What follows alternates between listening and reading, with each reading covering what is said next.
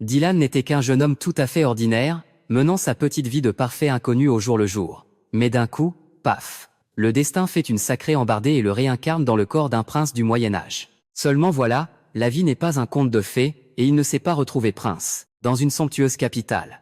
Non, on lui a plutôt refilé le titre de prince d'une petite ville paumée à la frontière, la ville de la frontière. Pour couronner le tout, il se retrouve être la cible d'un complot d'assassinat particulièrement machiavélique. Pendant ce temps, dans un village du coin, une gentille sorcière réduit en cendres un agresseur pour sauver la vie d'un homme. Mais au lieu de remercier sa bienfaitrice, à peine remis de ses émotions, l'ingrat s'est empressé de la dénoncer aux gardes. Après avoir été capturée, la pauvre sorcière se retrouve ligotée sur un bûcher en plein milieu de la place publique, tout ça pour divertir la noblesse locale. Désormais, tout ce que ces gens attendent, c'est que le prince suprême vienne prononcer la sentence pour l'envoyer ad patre. Le seul hic, c'est que ce prince est connu pour être d'une paresse absolument légendaire. Même les nobles ne savent pas trop si le jeune homme va daigner pointer le bout de son nez.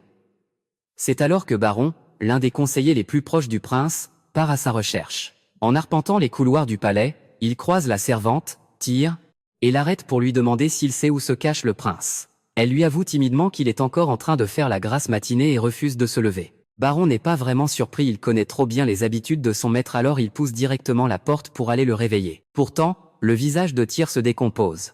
L'air fuyant, elle prend ses jambes à son cou pour s'éclipser au plus vite. Et Baron va vite comprendre pourquoi, en entrant dans la chambre, il a une peur bleue. Juste devant lui, le prince gît au sol, totalement inconscient. Il a beau l'appeler, aucune réponse. Il s'approche à pas de loup et tente le tout pour le réveiller. Heureusement, le prince finit par reprendre connaissance, mais, surprise, l'âme à l'intérieur n'est plus du tout la même.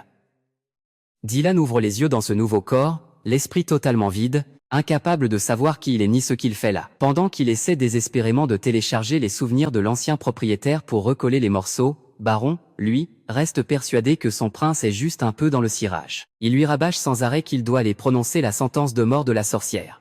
Même s'il est complètement largué et ne comprend rien à la situation, Dylan décide de jouer le jeu pour faire bonne figure. Cependant, grâce aux dernières brides de souvenirs du prince juste avant que son corps ne soit possédé, il comprend que celui-ci venait d'être assassiné. Il se jure alors d'être extrêmement sur ses gardes. Baron le conduit sur l'estrade où les villageois attendent avec impatience ce spectacle sanglant. Mais quand il comprend qu'il s'agit d'exécuter une sorcière, Dylan reste figé un instant. Pour lui, un homme moderne, l'existence même des sorcières est une pure légende. Sa nature profondément bienveillante l'empêche de la condamner sans connaître le fin mot de l'histoire. Il prétexte alors habilement auprès de Baron qu'il est épuisé et qu'il vaut mieux reporter le jugement à une date ultérieure. Le conseiller panique complètement et tente de le convaincre d'en finir une bonne fois pour toutes. Après tout, selon la loi locale, si on ne brûle pas une sorcière vive sur le champ, elle finira par utiliser sa magie noire pour appeler ses complices à la vengeance. Mais Dylan balaye cela d'un revers de la main, lui disant qu'il n'y a pas de quoi paniquer comme ça. Au pire, si elles viennent, on n'aura qu'à jeter un filet pour toutes les attraper d'un coup. Un peu plus tard, Dylan s'installe dans un luxueux carrosse pour faire le tour de la ville et observer comment tourne ce monde. En regardant par la vitre, il est évident qu'il s'agit d'un véritable royaume médiéval. Et visiblement, les habitants ne portent pas leur prince dans leur cœur, ils éprouvent même un certain mépris pour lui. Après cette brève sortie, Dylan s'isole dans son château pour méditer sur toutes ces informations. La situation est, pour ainsi dire, totalement sans issue. Aux yeux de tous, il n'est qu'un prince fantoche, mais il doit pourtant porter à bout de bras ce trou paumé dans une époque d'ignorance et de danger. Pour couronner le tout, il est entraîné dans une lutte pour le pouvoir absolument sans merci, ce qui signifie que sa petite vie ne tient qu'à un fil face à ses propres frères et sœurs. Mais cela ne sert à rien de s'apitoyer sur son sort, les dés sont jetés. Dylan doit serrer les dents, accepter cette dure réalité et trouver un moyen de survivre. Il décide donc de mettre ses peurs de côté, d'assumer son rôle de prince et de tout faire pour inverser la tendance, histoire de passer du statut de losé à celui de maître du jeu. Le lendemain matin, Dylan convoque son conseiller Baron dans son bureau. Dès qu'il entre, il l'invite à s'asseoir pour discuter. Baron s'exécute sagement, mais au fond de lui, il bouillonne de questions à poser au prince. Il lui demande franchement pourquoi il a soudainement reporté l'exécution de la sorcière hier, une affaire si importante ne devrait pas être repoussée sur un coup de tête. Mais pour Dylan, il n'y a vraiment pas de quoi s'affoler pour si peu. Baron explique alors que récemment, les espions de l'église ont repéré des sorcières qui rôdaient au fond de la forêt, et qu'un garde a trouvé un objet très suspect. Sur ce, il lui montre la pièce à conviction, l'emblème de l'association de coopération des sorcières. Dylan, toujours avec sa mentalité d'homme moderne, demande bêtement ce que c'est que cette association. Baron l'éclaire aussitôt, c'est une alliance de sorcières qui pensent que l'union fait la force. Autrefois, elles agissaient toujours en solo, Mais depuis la création de ce groupe, elles ont rassemblé leurs forces avec un but ultime, trouver la montagne sacrée. Intrigué, Dylan lui demande ce que c'est que cet endroit. D'après les rumeurs, ce serait un paradis sur Terre, un lieu où quiconque s'y rend trouve la paix et le bonheur, éternel. Les sorcières en sont si fanatiques qu'elles parcourent le monde pour embobiner et recruter de simples humains. Des rumeurs disent même que la disparition mystérieuse de plusieurs jeunes filles près du port il y a quelque temps, serait en réalité l'œuvre de ces sorcières qui les auraient kidnappées pour leur laver le cerveau. Bref, Baron est mort de trouille. Si jamais cette association apprenait que la sorcière de la ville de la frontière n'a pas encore été brûlée vive, elle risque de débarquer en masse pour la sauver. Il ajoute que ces femmes possèdent des pouvoirs magiques terrifiants, et que même le meilleur chevalier du royaume ne ferait pas le poids. Intrigué par ces super pouvoirs, Dylan demande alors de quel type de magie dispose la prisonnière. Baron frissonne en lui racontant qu'il y a quelques jours, dans la mine, elle a invoqué les flammes de l'enfer à main nue pour brûler un homme. Le feu était si intense que la chair de la victime a fondu comme de la cire de bougie en un clin d'œil. Dylan hoche la tête. Au début, il pensait que ces histoires de sorcières n'étaient que de simples superstitions de l'ancien temps, mais visiblement, elles ont de vrais super pouvoirs. Voyant que la situation devient très intéressante, il se lève d'un bond et ordonne à Baron de l'emmener immédiatement au cachot. Il veut parler face à face avec la sorcière avant de rendre son verdict. Le conseiller, paniqué, tente de l'en dissuader, mais quand Dylan a une idée en tête, rien ne peut l'arrêter. Il balaye ses avertissements et avance d'un pas ferme. Finalement, il descend dans la pénombre des cachots, escorté par Baron et Carter, le commandant en chef des chevaliers. Ce dernier tente lui aussi de le convaincre de faire demi-tour, mais Dylan lui rétorque que s'il n'ose même pas regarder la menace en face, il n'aura jamais la légitimité nécessaire pour gouverner cette terre. Quelques instants plus tard, le groupe s'arrête devant la cellule de la sorcière. Mais en jetant un coup d'œil à l'intérieur, ce qu'il découvre n'a rien d'une vieille sorcière hideuse et malveillante, mais s'avère être une jeune fille tout à fait ordinaire, et même plutôt jolie. En voyant d'illustres visiteurs approcher, elle se lève lentement. After s'être présentée comme le prince, Dylan lui demande doucement son nom. Elle chuchote timidement qu'elle s'appelle Anna. Dylan lui demande alors gentiment de raconter ce qui s'est réellement passé dans la mine de son point de vue, car il tient à entendre les deux versions pour avoir une vue d'ensemble objective. Anna reste stupéfaite. Elle ne s'attendait pas à ce qu'un prince si haut placé daigne s'intéresser à la version d'une criminelle à ses yeux. Elle était persuadée qu'il ferait comme tous les autres dirigeants, l'exécuter froidement sans même lui adresser la parole. La gorge nouée, elle lui explique que son père est mineur et que la galerie s'est soudainement effondrée sur lui. Morte d'inquiétude, elle a bravé tous les dangers pour s'introduire dans la mine afin de le retrouver. Lorsqu'elle l'a enfin localisé, elle a découvert avec horreur son père coincé sous un éboulement, tandis qu'un de ses collègues profitait de la situation pour lui faire les poches. Cette ordure s'apprêtait même à éliminer son père pour ne laisser aucun témoin. Voyant son père sur le point d'y passer, Anna a dû agir la première pour protéger son père. Face à une explication aussi logique et légitime, Dylan hoche la tête, totalement convaincu. Cependant, une question le turlupine, si elle a éliminé le coupable et que les autres avaient déjà pris leurs jambes à leur cou bien avant, comment s'est-elle fait attraper? À l'évocation de ce souvenir, Anna se met à trembler de tout son corps. C'est alors qu'elle murmure que c'est son propre père qui l'a dénoncé. En douce aux gardes, Dylan tombe des nues en apprenant qu'elle a été trahie par son propre père. Il jette un regard noir à Baron pour vérifier l'information. Le conseiller acquiesce d'un coup de tête, lui-même avait été stupéfait au début, mais en y réfléchissant bien, c'est assez compréhensible. En effet, la récompense pour avoir dénoncé une sorcière s'élève à 25 pièces d'or, une somme bien trop tentante pour ces pauvres gens. Dylan continue de l'interroger, se demandant comment une frêle jeune fille comme elle a pu éliminer un homme aussi robuste. Elle répond en toute franchise qu'elle a utilisé son pouvoir spirituel, ce que les villageois ignorants appellent ici le pouvoir du démon. À l'évocation de ces mots, Carter et Baron sursautent et reculent d'un pas par réflexe. De son côté, le jeune Dylan lui demanda calmement s'il pouvait assister à une petite démonstration pour voir ce qu'elle avait dans le ventre. Carter et Baron se mirent aussitôt à hurler, suppliant le prince d'arrêter ses plaisanteries, car la seule chose qui bridait encore les pouvoirs magiques d'Anna, à ce moment-là, c'était la pierre sacrée autour de son cou qui réprimait ses pouvoirs de sorcière. S'il osait la lui retirer imprudemment, les conséquences seraient désastreuses. Même Anna lui conseilla de laisser tomber cette idée, car il risquait fort d'y laisser sa peau. Mais Dylan ne s'en souciait pas le moins du monde.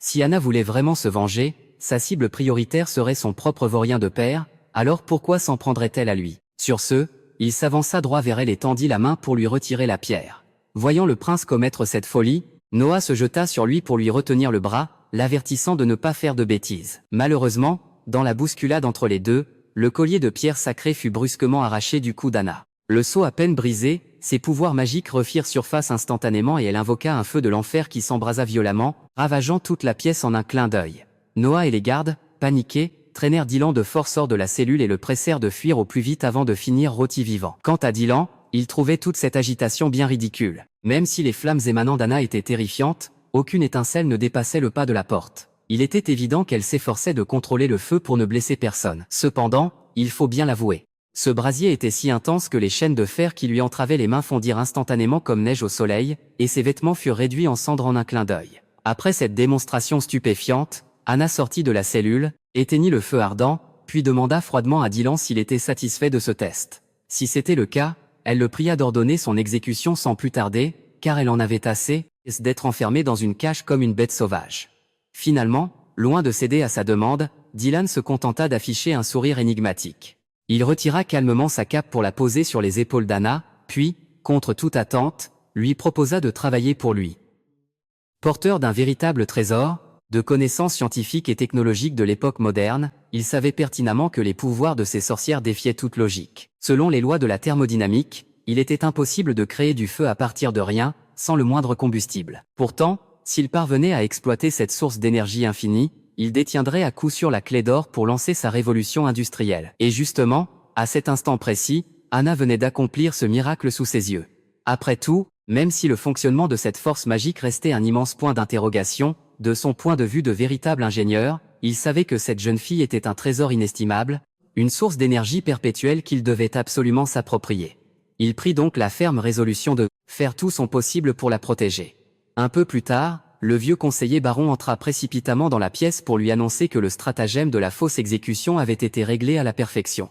Il avait envoyé un autre condamné à mort sur le bûcher à la place d'Anna, et toute la population de la ville y avait cru dur comme fer. En entendant cela, Dylan opina du chef pour le remercier. Aussitôt après, il lui demanda de rassembler en vitesse toutes les données concernant le commerce, les recettes fiscales, les dépenses budgétaires, ainsi que la liste de tous les ateliers d'artisanat de la ville. En entendant cette requête, Baron resta bouche bée de stupeur, car de mémoire d'homme, il n'avait jamais vu ce prince, d'ordinaire uniquement porté sur les fêtes et les plaisirs, se mettre soudain à s'intéresser aussi sérieusement aux affaires de l'État.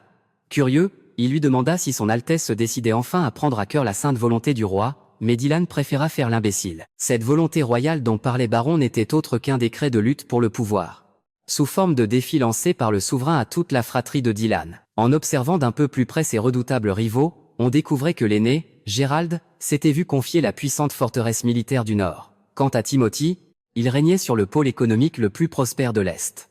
Sa sœur aînée, Garcia, gérait tranquillement le grand port de commerce très animé du Sud, tandis que sa jeune sœur Tilly dirigeait seule la région centrale névralgique, en plein cœur de la Cité d'Argent. En résumé, tous ses frères et sœurs s'étaient partagés des territoires florissants et d'une richesse insolente. Quant à Dylan, il avait été banni dans cette petite bourgade reculée et misérable tout au bout de l'Ouest. Se tournant vers Baron, il lui demanda sérieusement s'il voyait la moindre chance pour lui de remporter cette course au trône. Bien que le vieux conseiller eût aimé le flatter, son tempérament honnête l'empêchait de mentir. Il lui répondit donc sans détour, « Pour ce qui est de mourir, oui, mais pour ce qui est de gagner, vos chances sont de zéro. » C'était évident, cette ville était désargentée et totalement dépourvue de ressources. De surcroît, les nobles de la capitale considéraient tous le prince comme un bon à rien, ce qui signifiait que dans l'immédiat, s'allier à des factions où se trouvaient des partisans relevait quasiment de l'impossible. Cette réponse pour le moins vexante était pourtant exactement ce à quoi s'attendait Dylan. Il poursuivit alors ses questions, « Selon toi, baron, qui détient réellement le pouvoir suprême dans ce royaume ?» En temps normal, la réponse la plus évidente désignerait la famille Wimbledon de Dylan, mais en réalité, toute l'autorité reposait entre les mains de l'Église. Quiconque aspirait à monter sur le trône devait d'abord obtenir l'aval du Saint-Siège. Quels que soient les exploits légendaires que Dylan ou ses frères et sœurs pourraient accomplir, tous leurs efforts seraient vains sans l'accord de l'Église. C'est pourquoi le but ultime de Dylan était de briser l'emprise de l'Église sur le royaume, et le meilleur moyen d'y parvenir était de dénoncer ouvertement leurs mensonges. À commencer par le préjugé répandu par les ecclésiastiques, selon lequel toutes les sorcières étaient des créatures du démon. Baron comprit instantanément et lui demanda si c'était pour cette raison que le prince avait choisi de sauver la vie d'Anna. Au lieu de répondre directement, Dylan lui rappela simplement avec douceur qu'il occupait ce poste d'assistant et de conseiller financier depuis 25 ans déjà. Pourtant, s'il parvenait à remporter le défi royal pour monter sur le trône, la place de premier conseiller lui reviendrait de droit. Baron saisit immédiatement où le prince voulait en venir, et comprit quel avenir radieux son souverain lui réservait. Dès que Baron sortit de la pièce, le commandant des chevaliers, Noah, se précipita vers lui pour lui demander avec anxiété s'il avait réussi à lui ouvrir les yeux. Mais à ce moment précis, l'esprit de Baron était bien trop accaparé par son futur poste de Premier ministre pour qu'il s'attarde à bavarder avec Noah. Pendant ce temps, dans la cour du château, Anna se tenait là, pensive, l'esprit tourmenté par 1000 questions, se demandant ce que ce prince pouvait bien manigancer. Ce matin même, Baron était venu en personne lui remettre un contrat de travail équitable, rédigé de la main même de Dylan. Ce document stipulait clairement qu'elle devrait accomplir diverses tâches pour le compte de Dylan, et qu'en contrepartie, elle recevrait un salaire d'une pièce d'or par mois. Inutile de préciser que cette somme dépassait largement le revenu annuel de la grande majorité des paysans pauvres de cette époque. Intimidée par un tel montant, Anna s'empressa de demander s'il n'y avait pas d'erreur, mais Baron lui assura fermement que ce salaire avait été fixé par le prince en personne. En réalité, acculée au pied du mur, Anna n'avait guère le choix. Pourtant, elle n'arrivait toujours pas à concevoir ce que ce prince attendait d'elle pour lui offrir une telle fortune. C'est alors que Dylan sortit tranquillement du château pour venir saluer Anna, lui demandant chaleureusement si elle avait passé une bonne nuit. Elle murmura qu'elle allait bien. Elle décida alors de jouer carte sur table et de le questionner directement. « Pourquoi m'avoir sauvé, et pourquoi vous montrer si bon envers moi ?» Même si elle passait officiellement pour une meurtrière ayant ôté la vie à un homme, Dylan lui assura que son geste avait en réalité sauvé son père des griffes d'un brigand, ce qui s'apparentait à de la légitime défense et ne méritait aucune sanction. Bien que ses paroles fussent réconfortantes, Anna baissa la tête, peu sûre d'elle, et lui rappela « Je suis une sorcière. Aux yeux du monde, c'est un crime impardonnable. » Dylan se contenta de sourire, car il ne partageait pas du tout cet avis. Il cueillit une fleur à proximité, la lui tendit et lui chuchota d'un ton d'avertissement « Cette fleur est empoisonnée. » En entendant ces mots, elle sursauta de frayeur et jeta immédiatement la fleur au sol. C'est alors qu'il éclata de rire, lui avouant que ce n'était qu'une plaisanterie et qu'il ne laisserait jamais de plantes toxiques pousser librement dans son jardin. Pourtant, regarde. Bien que cette fleur soit inoffensive, tu l'as jetée parce que ton esprit est rongé par les préjugés. Avec son regard d'homme moderne, Dylan considérait que le pouvoir d'une sorcière n'était en soi ni bon ni mauvais, mais qu'il s'apparentait plutôt à un outil. Que les gens les craignent ou les apprécient dépendait uniquement de la perception et des préjugés de la société. Pour l'heure, la réputation des sorcières était au plus bas. La majorité des gens étaient convaincus que le monde se porterait bien mieux si elles venaient toutes à disparaître. Et même Anna avait déjà partagé cette sombre pensée, alors que la réalité était tout autre. Évidemment, si elle tenait absolument à mourir, Dylan ne perdrait pas son temps à l'en empêcher. Seulement, mourir maintenant ne résoudrait rien à ses tourments, et cela ne convaincrait jamais son vaurien de père de revoir ses préjugés sur les sorcières. Elle renoncerait ainsi à tout espoir de retrouver une vie normale. En revanche, si elle acceptait de collaborer avec lui, ils pourraient bâtir ensemble un monde nouveau, où les sorcières n'auraient plus à vivre dans la peur, à dissimuler leur pouvoir magique ou à avoir honte de leurs conditions. Elle pourrait même utiliser ses propres flammes pour arracher les gens à la misère. Au fond d'elle-même, Anna avait toujours désiré pouvoir enfin mener une existence normale. Puisqu'il affirmait avec tant d'assurance pouvoir changer les choses, elle était prête à s'investir pleinement dans ses projets. Ravie de cette réponse, Dylan lui confia sa première mission. Elle devait apprendre à maîtriser parfaitement son pouvoir magique, afin de réguler la température, la taille et la trajectoire de ses flammes à sa guise et en toutes circonstances. Il ne manqua pas de lui glisser au passage de ne pas brûler tous ses vêtements en cendres comme la dernière fois. Pendant qu'Anna se concentrait sur son entraînement, Dylan s'enfermait lui aussi dans sa chambre pour étudier les plans de la prochaine étape. Au même moment, la servante derrière la tentative d'assassinat ratée contre Dylan était en train d'envoyer discrètement un message secret à ses supérieurs par pigeon voyageur. À voir son air sournois et fuyant, on devinait tout de suite que de gros ennuis se préparaient. Le lendemain matin, Dylan fit appeler le vieux baron dans son bureau. Il lui annonça qu'il venait d'éplucher de fond en comble tous les registres commerciaux de la ville, découvrant ainsi que l'exploitation minière était le seul et unique gagne-pain de Blackwater. Cela comprenait une énorme quantité de matériaux de construction, de minerais métalliques et même des pierres précieuses. Avec toutes ces ressources brutes sous la main et sa précieuse alliée Anna, une idée extrêmement audacieuse lui vint à l'esprit. Pourtant, quelque chose le chiffonnait. Comment se faisait-il que ces mines produisent une véritable montagne de richesses alors que, dans le rapport financier de l'année dernière, les bénéfices de la ville étaient quasiment nuls? Ce n'est pas tout. D'après ces documents, Blackwater est totalement stérile en matière de production agricole. Ils ne font pousser absolument rien du tout. Pourtant, allez savoir comment, les habitants ont tous l'air en pleine forme, et personne ne semble souffrir de la faim. Il y a forcément anguille sous roche, la chaîne d'approvisionnement en nourriture cache un mystère. À ses côtés, le vieux baron n'en revenait pas de voir que le prince avait pu analyser toute cette paperasse en une seule nuit. Le vieil homme expliqua en toute franchise que, jusqu'à présent, la majeure partie du minerai de fer extrait ici était livrée à la forteresse de Long en échange de nourriture. Dylan fronça les sourcils. Mais enfin, pourquoi faire un troc direct plutôt que de le vendre pour de l'argent, baron? Le vieux baron soupira et lui expliqua que, pour le seigneur de la forteresse de Longue, cette ville frontalière n'était rien d'autre qu'une colonie, sa propriété exclusive. C'est pourquoi il se contentait de distribuer aux ouvriers des rations de misère, juste de quoi survivre sans mourir de faim. Avant que Dylan ne soit envoyé ici pour gouverner, le comte Boris avait toujours obéi sagement aux ordres de la forteresse de Longue, leur livrant le minerai de ses propres mains sans jamais broncher. Dylan se remémora le visage de Boris et se dit qu'il était vraiment bizarre. Après tout, il était le seigneur de cette région. Pourquoi diable acceptait-il de céder gratuitement son unique gagne-pain à d'autres?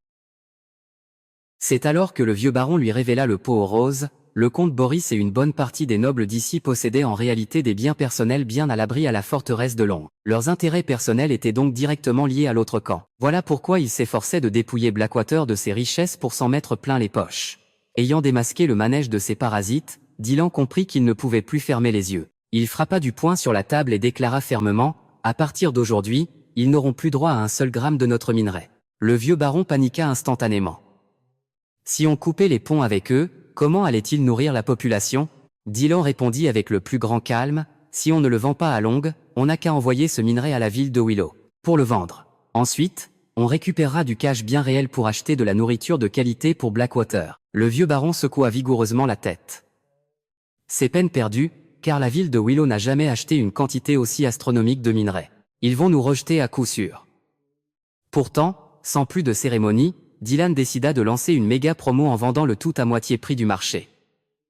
Une telle aubaine, aucun seigneur de Willow n'oserait la refuser. Même s'il savait que cette stratégie signifiait perdre la moitié de ses bénéfices, toucher de l'argent frais restait bien préférable à l'esclavage imposé par la forteresse de Longue. De plus, à l'avenir, il pourrait étendre son réseau commercial à d'autres régions pour augmenter ses revenus annuels. Le vieux baron dut admettre que ce plan ferait décoller les finances de Blackwater, mais provoquer la colère de la forteresse de Longue à ce stade était bien trop risqué. Si on arrêtait de leur livrer du minerai, ils fermeraient leurs portes cet hiver, et refuseraient d'accueillir nos villageois.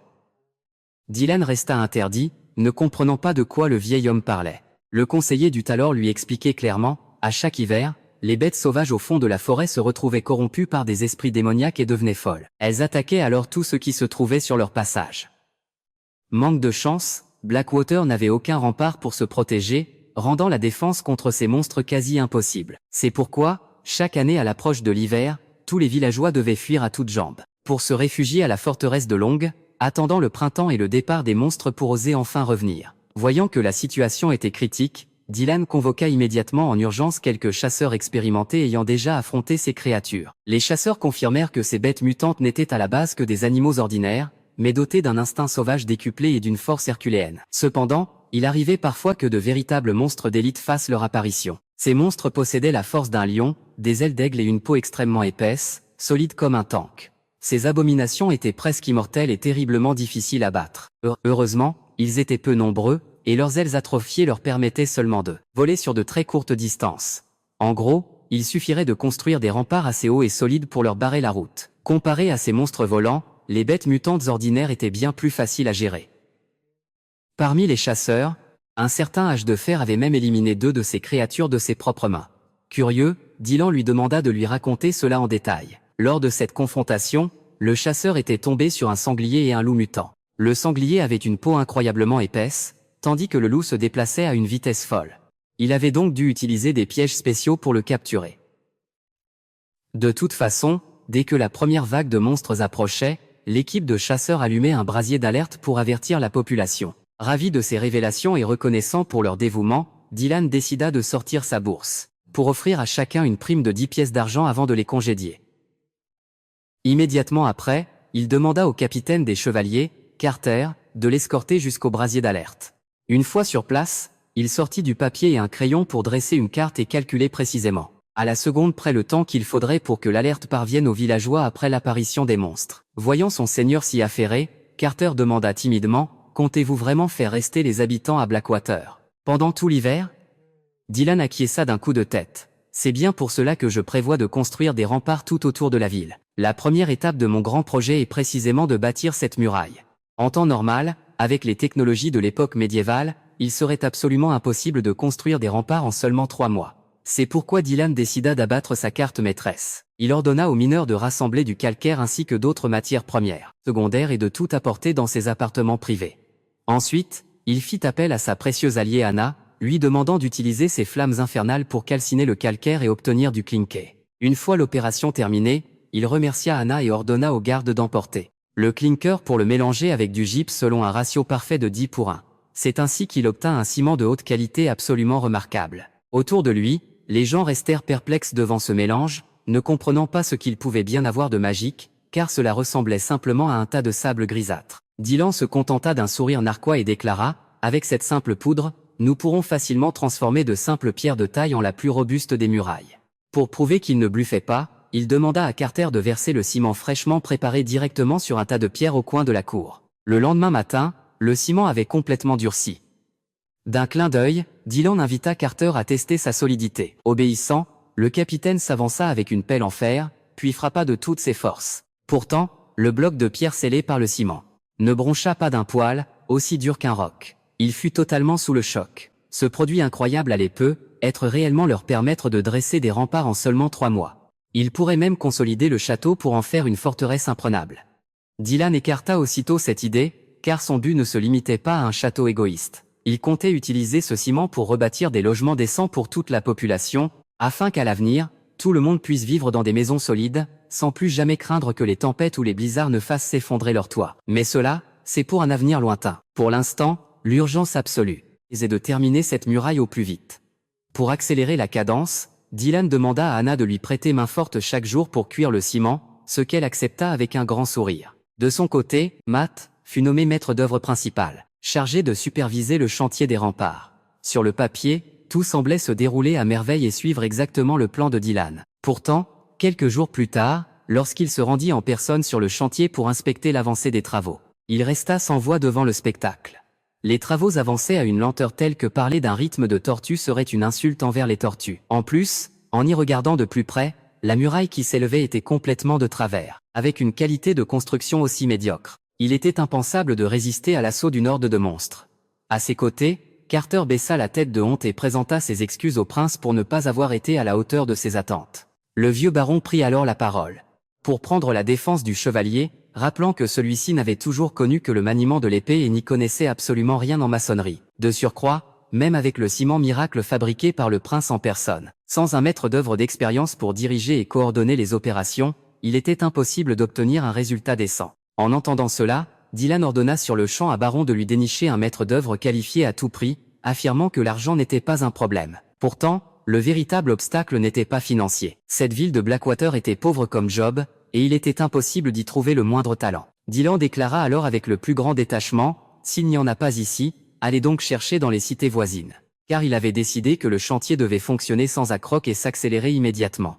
Pendant ce temps, dans un autre coin de la ville, un homme nommé Carl se promenait tranquillement. En levant les yeux vers le gibet, il se souvint avec tristesse de son élève, Anna, qui venait d'être arrêtée et qui, selon les rumeurs, avait été brûlée vive il n'y a pas si longtemps. Autrefois, Carl consacrait son temps libre à apprendre à lire et à écrire à Anna et aux enfants du village. Depuis le jour où il avait appris cette terrible nouvelle, il vivait constamment rongé par la culpabilité, s'en voulant de ne pas avoir pu protéger son élève. Et comme si cela ne suffisait pas, les malheurs ne s'arrêtaient pas là. Il y a quelques jours, une autre élève était venue le voir en pleurs pour l'appeler à l'aide, car elle avait découvert qu'elle commençait elle aussi à manifester des pouvoirs magiques et à devenir une sorcière. Alors qu'il se tenait là, perdu dans ses pensées, Carl fut soudainement interpellé bruyamment par les villageois. Les habitants venaient de remarquer la vie du prince affichée à l'entrée du village, mais comme ils étaient tous illettrés, personne n'y comprenait rien. Carl s'approcha, jeta un coup d'œil et expliqua que Dylan cherchait à recruter d'urgence des ouvriers et des maçons pour son méga-projet. Chaque poste bénéficierait d'un salaire et d'avantages extrêmement généreux. Le plus important, c'est que la vie insistait sur le fait que le prince recherchait un maître d'œuvre capable de diriger l'ensemble du chantier. En lisant ces mots, Carl eut un déclic. Il comprit que c'était l'opportunité d'une vie pour changer son destin. Alors, il courut à toute vitesse vers le bureau administratif du château pour déposer sa candidature au poste de maître d'œuvre. En apprenant que quelqu'un venait réellement postuler, Dylan fut stupéfait, pensant que dans cette ville reculée, il aurait dû attendre un mois entier. Après avoir vérifié ses antécédents, le vieux baron estima que cet homme, Carl, n'était qu'un simple enseignant de la ville. Pourtant, Dylan demanda de le faire entrer pour qu'il puisse l'interroger lui-même. Dès qu'il entra, le prince lui demanda de but en blanc, « êtes-vous vraiment enseignant? Karl répondit honnêtement, auparavant, je ne faisais qu'enseigner la lecture et transmettre un peu de savoir aux enfants pendant mon temps libre. Dylan rétorqua, comment pouvez-vous être si sûr de pouvoir assumer ce poste de maître d'œuvre? Karl affirma alors avec assurance. Au fil des ans, j'ai participé directement à de nombreux grands projets de construction et à la rénovation d'ouvrages publics. En entendant cela, Dylan et Baron sursautèrent tous les deux de surprise. Car quiconque sait lire dans ce royaume sait que, ces dernières années, seuls les membres de la guilde des maçons avaient le droit de toucher à de tels méga-projets. Dylan plissa les yeux et demanda directement, « Karl, faites-vous également partie de la guilde des maçons ?» Et il hocha vivement la tête. Mais Dylan se souvint soudain de l'affaire choquante où tous les membres de la guilde des maçons avaient été exécutés après l'effondrement soudain d'un édifice royal qu'ils avaient construit. Il se demanda comment Karl avait pu miraculeusement survivre et échapper à la peine de mort d'une manière aussi spectaculaire. L'homme soupira simplement. Sa réputation étant déjà entachée, il dut admettre que la réalité était différente des rumeurs. Le superviseur général du chantier de l'époque voulait détourner un peu d'argent et avait secrètement remplacé toutes les pierres de construction par des pierres de mauvaise qualité pleines d'impuretés. Karl et ses collègues maçons s'en étaient rendus compte et avaient tout fait pour l'en empêcher, mais ce patron aveuglé par l'argent avait balayé leurs avertissements d'un revers de main. Et la triste fin fut que le bâtiment s'effondra pour de bon. Ce patron incompétent retourna sa veste et rejeta toute la faute sur les maçons sous ses ordres pour sauver sa propre peau. En conséquence, toute l'équipe fut condamnée à mort. Heureusement, Karl avait eu du nez cette année-là, pressentant le danger, il s'était esquivé rapidement avant que les gardes n'arrivent pour le décapiter. Sinon, il ne serait pas là aujourd'hui en train de discuter avec le prince. Légalement parlant, il était un criminel activement recherché. Pourtant, s'il avait accepté de prendre le risque de se montrer, c'était pour racheter ses erreurs passées. Après l'avoir écouté, Dylan ne prit pas la peine d'enquêter davantage. Du point de vue d'un homme politique, tant que Karl avait les capacités de porter l'équipe, ses broutilles pouvaient être mises de côté. C'est ainsi qu'il nomma officiellement Karl au poste d'ingénieur en chef du méga-projet, y plaçant tous ses espoirs. Aussitôt après, le trio composé de Dylan, Baron et Karl se pencha sur la carte de planification de la ville pour fixer les spécifications techniques du rempart.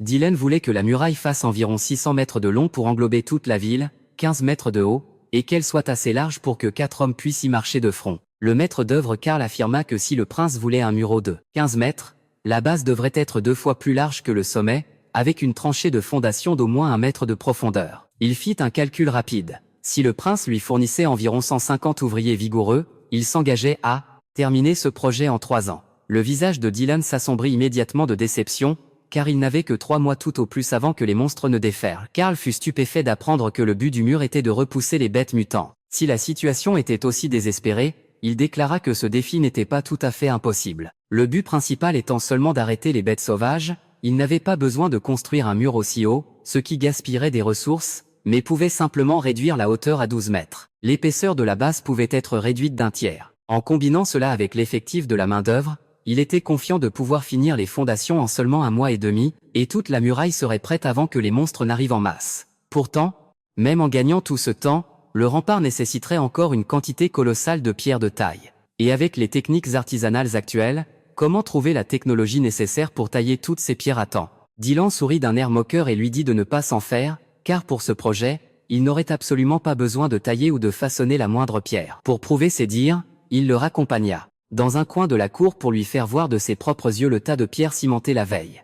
Karl fixa le bloc de pierre, bouche bée de stupeur, car il n'avait jamais vu de sa vie un liant aussi parfait. En voyant ce trésor, il affirma que peu importe la forme irrégulière ou la taille bizarre des pierres, elles pouvaient toutes être utilisées pour construire la muraille. Le grand plan pour terminer le rempart en 3 mois, qui semblait si difficile, s'avérait d'une simplicité insoupçonnée. Dylan, ravi, tapota l'épaule de Karl et lui confia les pleins pouvoirs pour diriger le chantier. Mais à ce moment-là, l'homme avait encore une affaire d'une importance capitale à aborder avec le prince. Avant même d'avoir pu ouvrir la bouche, il se figea sur place, les membres paralysés, en se retrouvant face à son élève Anna, qu'il croyait morte depuis longtemps sur le bûcher. En voyant son maître ici, Anna fut tout aussi stupéfaite. Elle raconta avec enthousiasme à Dylan que, dans le passé, c'était Karl qui lui avait appris à lire ainsi qu'aux autres enfants du village, et qu'il les avait toujours protégés de toutes ses forces. Karl pleura de joie en voyant qu'Anna était saine et sauve. Il se tourna immédiatement vers le prince pour se prosterner et le remercier d'avoir gracié la jeune fille, malgré son statut de sorcière. Dylan le releva doucement, lui expliquant que sa vision des sorcières n'était pas du tout extrémiste, et ignorante comme celle des gens du dehors. De plus, Anna n'avait commis aucun crime, il n'avait donc aucune raison de faire du mal à une innocente. En entendant ces paroles pleines de bienveillance, Karl se sentit rassuré. Il décida de révéler le secret qu'il gardait au fond de lui depuis si longtemps. Tout à l'heure, en postulant, il avait dit vouloir ce poste pour se racheter, mais ne connaissant pas le caractère du prince, il avait préféré dissimuler la vérité. Maintenant qu'il voyait à quel point le prince était digne de confiance, il décida de tout lui avouer. Baissant la voix, il révéla qu'une autre sorcière existait encore dans ce royaume, et que par un coup du sort, il s'agissait de son autre élève, Nana. Anna, qui se tenait à côté, resta complètement abasourdie, ne pouvant croire que sa meilleure amie Nana avait elle aussi éveillé ses pouvoirs magiques. Si cette information parvenait aux oreilles d'un autre noble ou d'un seigneur, il ne faisait aucun doute qu'il lancerait immédiatement une chasse aux sorcières à l'échelle de toute la ville. Pourtant, Dylan se contenta de sourire et dit à Karl qu'il était prêt à accueillir et à protéger Nana jusqu'au bout. Cependant, si cette affaire semblait simple en apparence, sa mise en œuvre s'annonçait semée d'embûches. Le nom complet de la jeune fille était Nana Pine, et la famille. Pine était une petite famille noble influente dans la région, il était donc impossible de leur demander de confier leur fille adorée à Dylan. De plus, ils ne pouvaient pas non plus aller expliquer la vérité aux parents de la jeune fille. S'ils découvraient que leur fille était une sorcière, qui sait ce qu'ils seraient capables de lui faire pour préserver la réputation de leur famille. Tous s'accordèrent à dire que la situation était extrêmement délicate. Pour résoudre ce problème épineux, Dylan conçut un plan astucieux de diversion. Il dit à Karl d'amener naturellement Nana au château le lendemain sous prétexte de lui donner des cours de lecture, comme d'habitude, afin de tromper la vigilance de tous. Dès qu'ils arriveraient, le vieux baron aurait pour tâche de conduire immédiatement la jeune fille aux cuisines royales pour un entretien direct avec Dylan. Après avoir entendu cela, ils hochèrent tous deux vivement la tête. Conformément au plan du prince, comme prévu, le lendemain matin, Dylan était présent dans la cuisine pour accueillir ses invités.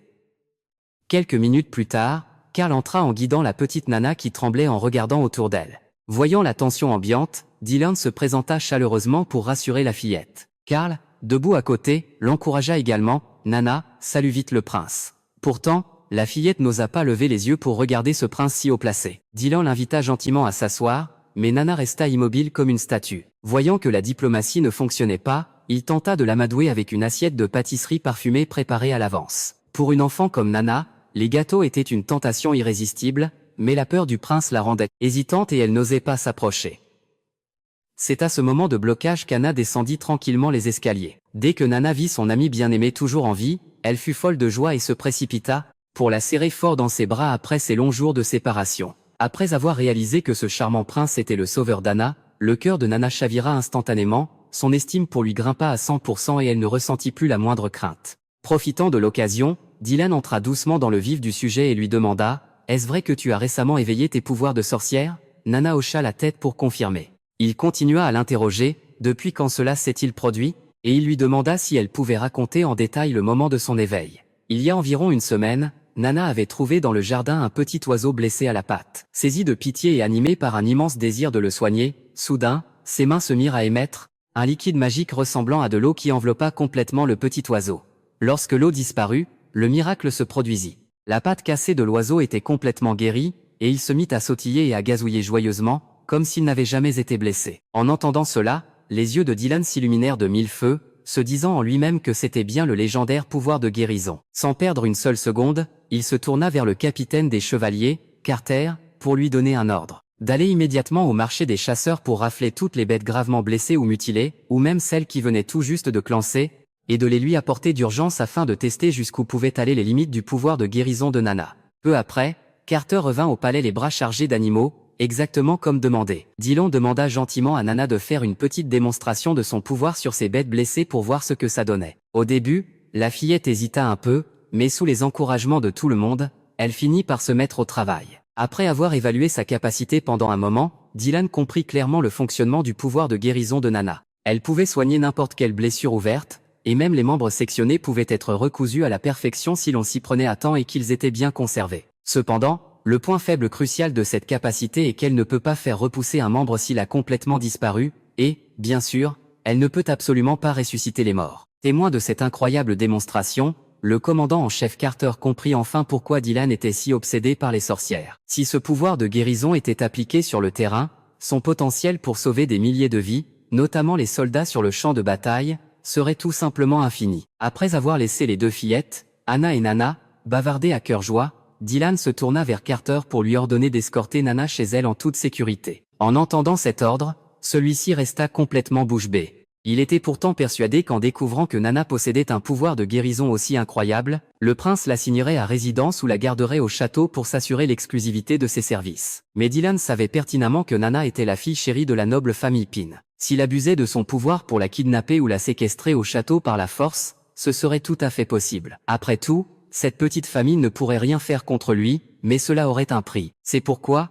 il valait mieux faire preuve de souplesse pour s'éviter des ennuis. La solution la plus intelligente consistait à la laisser rentrer chez elle, puis à l'inviter régulièrement à venir jouer au château. S'il pouvait en profiter pour la faire soigner des gens régulièrement, ce serait encore mieux, lui permettant ainsi de l'entraîner secrètement au milieu de la nuit. Sur des mers lointaines, la reine des pirates écoutait le rapport de l'équipage sur leur riche récolte de la nuit. Elle hocha la tête d'un air satisfait et ordonna généreusement à son second de laisser les hommes se partager le butin. Le messager s'exclama, certain que les hommes à bord lui en seraient extrêmement reconnaissants. Mais, marquant un temps d'arrêt, il commença à rapporter d'un air fuyant les nouvelles de l'assassin infiltré auprès du prince.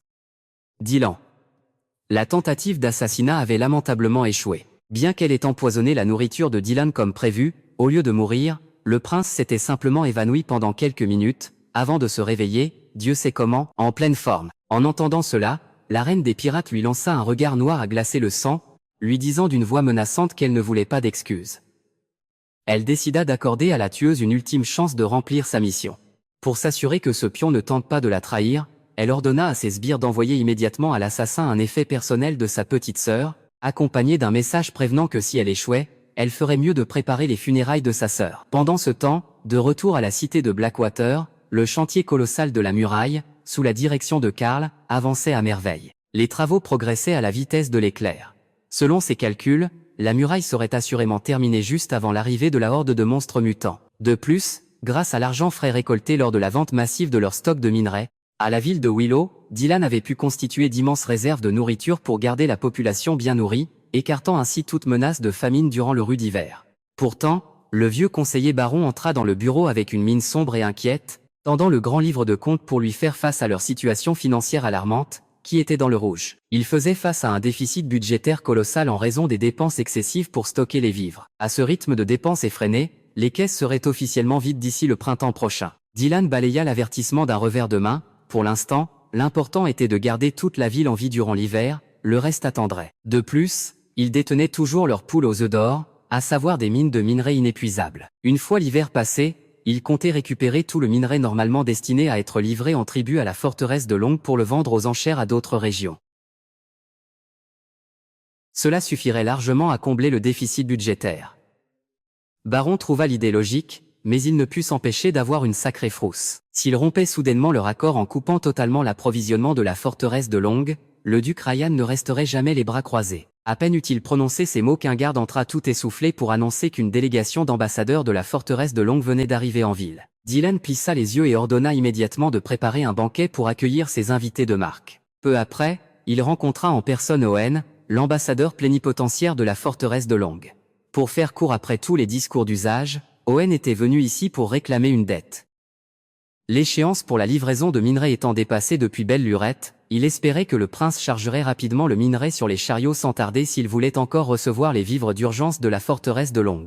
Cependant, Dylan joua la comédie en affirmant que de fâcheux incidents s'étaient récemment produits dans la cité, empêchant le commerce de se dérouler normalement. Lorsque son interlocuteur fronça les sourcils pour en demander la raison, il expliqua que leur mine venait de s'effondrer, paralysant complètement l'extraction de minerais. Par conséquent, même en travaillant d'arrache-pied, il n'avait réussi à rassembler que l'équivalent de 2 mois de minerais, impossible d'atteindre la quantité de 3 mois exigée par la forteresse de Long. Avant de venir, Owen avait effectivement eu vent de ces rumeurs d'effondrement, il comprenait donc pourquoi Dylan n'avait pas pu atteindre le quota. Toutefois, il lui demanda d'un ton sérieux pourquoi le prince ne leur avait pas d'abord livré le minerai de 2 mois déjà disponible. À ce moment-là, Dylan rétorqua calmement. « Et qu'est-ce que cela m'apporterait de vous le livrer ? Votre camp va sûrement casser les prix pour ne nous distribuer en retour que des rations pour 2 mois. Comment cette misérable quantité de nourriture pourrait-elle remplir le ventre de ma population ? Devrais-je les regarder mourir de faim ? C'est pour cette raison que j'ai vendu tout notre minerai à la ville de Willow. » Owen en resta totalement stupéfait. Selon ses prévisions, la ville de Willow n'avait jamais acheté de minerai en si grande quantité pour que Dylan l'affirme avec autant d'assurance. Owen fit rapidement le calcul. La seule façon pour que la ville de Willow accepte une transaction d'une telle envergure était que le prince les bradait à un prix dérisoire, équivalent à la moitié du prix du marché. Et effectivement, tout s'était passé exactement comme il le pensait.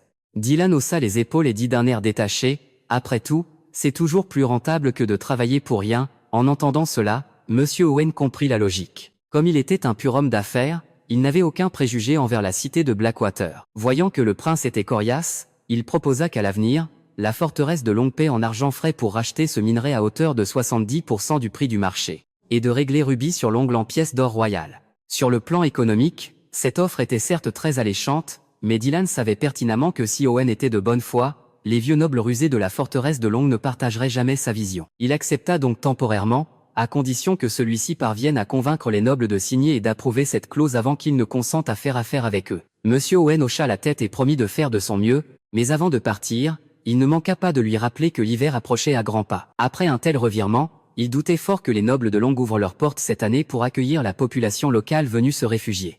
Pourtant, Dylan déclara simplement qu'il avait tout prévu depuis bien longtemps, qu'ils étaient en train de construire une muraille pour se retrancher et combattre à mort les monstres, et qu'ils n'avaient nullement l'intention de migrer. Owen fut totalement sous le choc et lui demanda, bouche bée, s'il n'avait pas un fusible de grillé. Si ce plan échouait, toute la cité de Blackwater courait à sa perte. Pourtant, Dylan restait confiant à 100% dans leur réussite. Voyant que le seigneur de Blackwater était résolu, Owen n'avait plus rien à ajouter, il prit note de toutes les informations et monta immédiatement dans son carrosse pour retourner à la forteresse de Long. Un peu plus tard, là-bas, Owen fut convoqué à une réunion d'urgence avec le conseil des nobles. Il annonça que le prince Dylan avait vendu tout le minerai de fer à la ville de Willow, ce qui assombrit immédiatement le visage des nobles présents, fous de rage. Il ajouta également que le prince avait amassé de quoi passer un hiver tranquille grâce aux vivres de Willow, et qu'il avait annoncé qu'il ne conduirait pas sa population à la forteresse de Long cette année. Au lieu de cela, il faisait ériger une muraille autour de la ville pour affronter les bêtes mutantes.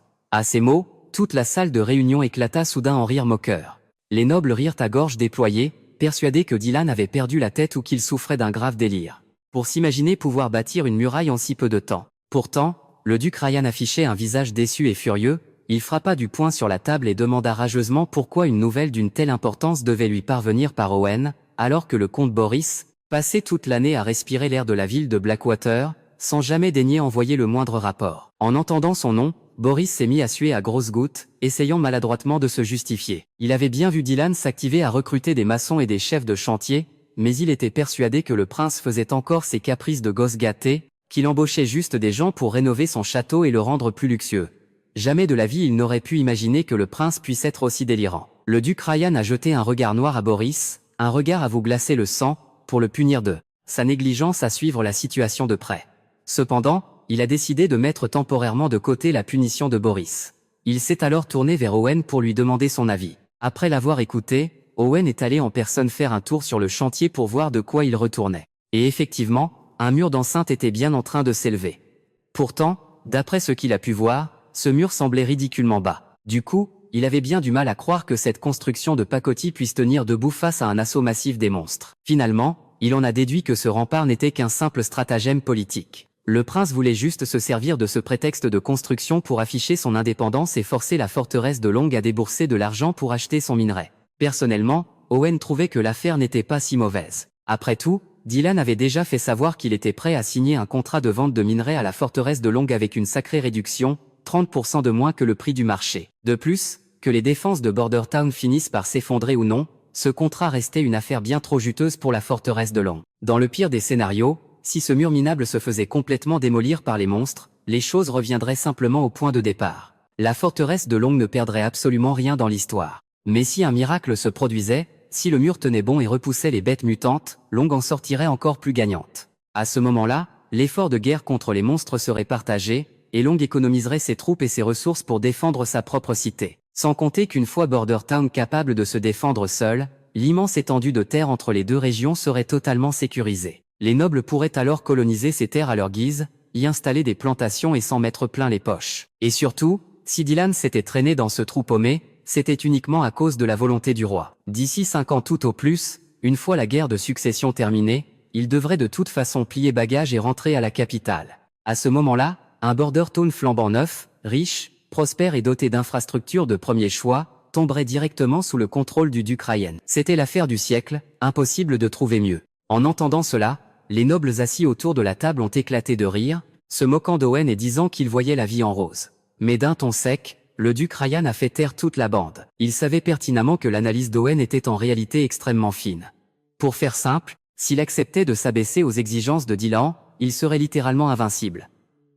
Quel que soit le scénario, c'est lui qui empocherait les bénéfices à la fin. D'un point de vue purement économique et mathématique, Owen avait absolument vu juste. Pourtant, Ryan a plissé les yeux avec malice. Ce calcul n'était valable que si Owen abordait le problème sous un angle purement commercial, fait de pertes et de profits. Mais pour un vieux politicien rusé comme lui, c'était une autre histoire. S'il était monté sur ce trône, c'était grâce à sa cruauté, son sang-froid et sa main de fer.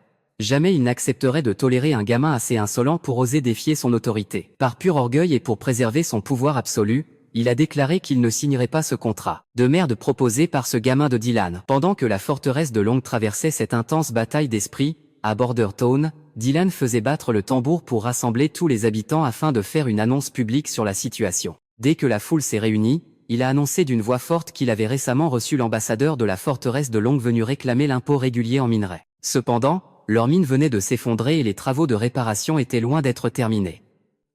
Faute d'avoir atteint le quota de livraison de minerai, les gens de Long n'avaient accepté de leur faire l'aumône que de 2 mois de nourriture. Ce n'était même pas de quoi se caler une dent pour passer l'hiver.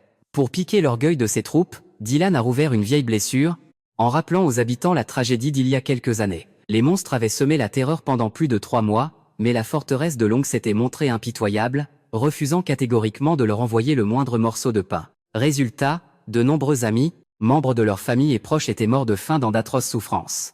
Il a déclaré haut et fort qu'il était hors de question de laisser une telle tragédie se reproduire. C'est pourquoi il avait payé de sa poche pour acheter d'excellentes provisions à la ville de Willow, de quoi régaler toute la ville et leur assurer d'avoir le ventre plein durant tout l'hiver. Mais comme on ne fait pas de cadeaux sans grincer des dents, ce coup de poker allait forcément rendre la forteresse de Long furieuse. Ce qui voulait dire que cet hiver, ils fermeraient leurs portes et refuseraient d'accueillir nos réfugiés. Dylan a immédiatement rassuré la population en disant qu'il avait déjà tout prévu. Une fois ce mur en ciment achevé, toute la ville serait capable de défendre son territoire par ses propres moyens. Ce discours extrêmement motivant de Dylan a été un succès retentissant, soufflant une vague d'enthousiasme chez tous les habitants. Désormais, tout le monde débordait d'énergie, prêt à prendre pelle et pioche pour rejoindre la milice afin de mener un combat à mort contre les monstres et aider le prince à terrasser ces bêtes mutantes. Ça a l'air impressionnant, mais au fond, ce ne sont que des bêtes musclées sans cervelle, alors pourquoi avoir peur ? Dylan a annoncé qu'il paierait toute personne rejoignant la milice à hauteur de 25 pièces d'argent par mois. Et ce n'est pas tout. En cas de malheur, si l'un de nos frères venait à y passer au combat, il s'engageait à verser une pension d'honneur de 5 pièces d'or royales à sa famille. En entendant parler d'une compensation aussi généreuse, les jeunes de la ville se sont bousculés pour s'enrôler dans la milice, comme un jour de fête. Un peu plus tard, au château, Dylan animait un cours de rattrapage, enseignant la physique générale aux jeunes sorcières Anna et Nana. Il leur expliquait avec passion que l'air qui nous entoure était en fait composé d'un mélange de plusieurs gaz invisibles. Ces connaissances bien trop en avance sur leur temps ont complètement déboussolé les 2 filles, qui le regardaient avec des yeux ronds, car personne ne leur avait jamais enseigné cela auparavant. Nana a penché la tête, perplexe, dit « Si ces gaz sont censés être invisibles, comment est-on sûr qu'il y a différents types de gaz cachés là, dedans ?» Mais Dylan savait très bien que pour des gens de cette époque, ces notions scientifiques relevaient de la science-fiction. C'est pourquoi, pour prouver qu'il ne racontait pas de bêtises, il a décidé de faire une expérience de chimie de base. Il a demandé à Anna d'allumer une bougie, puis d'utiliser un bocal en verre retourné pour la recouvrir complètement. Et comme prévu, un court instant plus tard, la flamme de la bougie affaiblit avant de s'éteindre complètement. En voyant cela, les 2 filles ont hoché la tête, persuadées que la bougie s'était éteinte parce qu'elle avait aspiré tout l'air contenu dans le bocal. Mais Dylan a secoué la tête avec un sourire en coin. En réalité, il reste encore de l'air dans ce bocal. Pour leur ouvrir les yeux, il a demandé au chef des chevaliers, Carter, d'apporter une bassine d'eau de chaud clair et de la verser autour du bocal. En soulevant lentement le bocal, l'air à l'intérieur commençait à faire des bulles à travers l'eau de chaud, rendant instantanément toute la solution aussi trouble que de l'eau de rinçage du riz. Ce phénomène visible à l'œil nu était la preuve irréfutable que, bien que la bougie ait consumé tout l'air qui entretenait la combustion, il restait clairement un autre gaz particulier pour continuer à s'échapper sous forme de bulles. Anna a immédiatement compris le principe. Les yeux grands ouverts, elle a demandé « Ça veut dire que dans l'air, il y a toujours un gaz qui sert à entretenir le feu, et un autre gaz fait pour éteindre la flamme, c'est ça ?» Dylan a acquiescé d'un coup de tête, sans manquer de la féliciter. Il avait l'intention d'utiliser ses connaissances scientifiques pour l'aider à améliorer son pouvoir magique de feu jusqu'à ce qu'elle devienne invincible. Mais comme cette tâche s'annonçait assez ardue, il a décidé de remettre la suite à un autre jour. « Allez, tout le monde dehors, rentrez chez vous vous reposer. Les deux filles ont poliment salué le prince avant de s'en aller ensemble. Mais avant que Carter ne puisse s'éclipser, Dylan l'a rappelé d'un ton sec pour lui demander s'il avait bien acheté toute la quantité de poudre de neige et de glace qu'il lui avait commandé. Carter a hoché la tête pour confirmer que les stocks étaient pleins à craquer, tout en étant profondément perplexe. Il ne comprenait pas pourquoi son maître avait eu la brillante idée d'accumuler toute cette poudre glacée, alors qu'il n'y avait aucune nourriture ni boisson à conserver au frais dans le château. Dylan s'est contenté de lui faire un clin d'œil mystérieux en lui expliquant qu'il l'avait acheté pour faire quelques expériences. Cette nuit-là, épuisé et exténué, il s'est traîné jusqu'à sa chambre avec la ferme intention de s'écrouler sur son lit pour une bonne nuit de sommeil. Mais alors qu'il s'apprêtait à s'allonger, il a soudain senti que quelque chose clochait. Il s'est approché sur la pointe des pieds pour vérifier, et à sa grande surprise, avant même d'avoir pu réaliser, une ombre a surgi par derrière pour lui coller froidement une lame sous la gorge. Dylan est resté figé sur place, les membres complètement tétanisés. Il s'est dit qu'un assassin professionnel était venu l'envoyer de l'autre côté pour de bon.